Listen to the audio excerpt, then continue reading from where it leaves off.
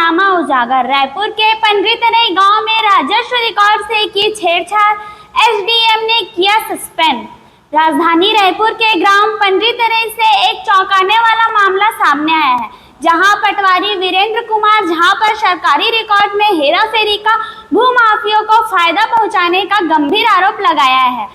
शिकायत की जांच में आरोप सही पाए जाने के बाद रायपुर एसडीएम ने उन्हें तत्काल प्रभाव से निलंबित कर दिया है। भूमाफियों को फायदा पहुंचाने का आरोप।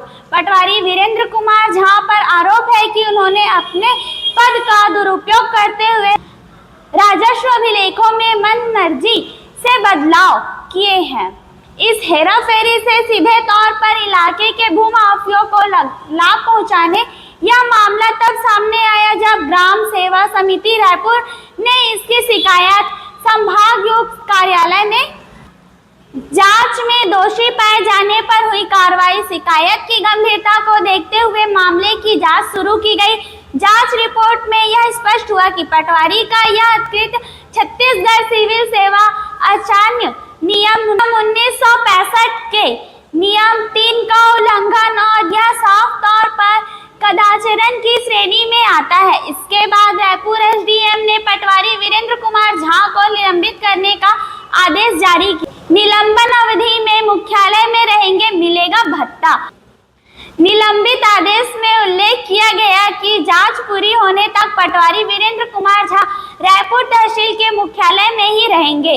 उन्हें नियमानुसार जीवन निर्वाह भत्ता भी दिया जाएगा। नए पटवारी को सौंपा गया प्रभाव। ग्राम पंडितनई का जिम्मा फिलहाल पटवारी बलराम ध्रुव को सौंपा गया, जो कचना गांव के भी पटवारी हैं। बलराम ध्रुव तब तक इस कार्य को संभालेंगे जब तक इस मामले में अंतिम निर्णय नहीं हो जाता।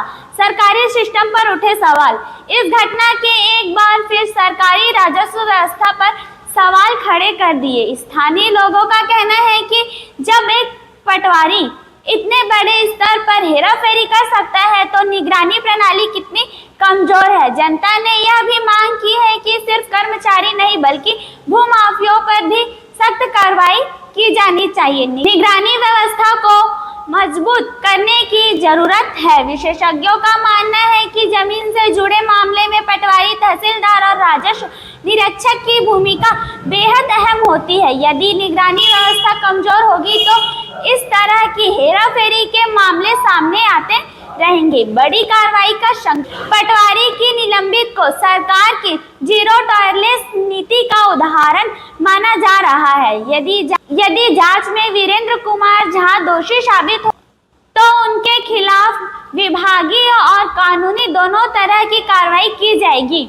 यह मामला अन्य सरकारी कर्मचारियों के लिए चेतावनी के अनुकरणीय उदाहरण बन सकता है।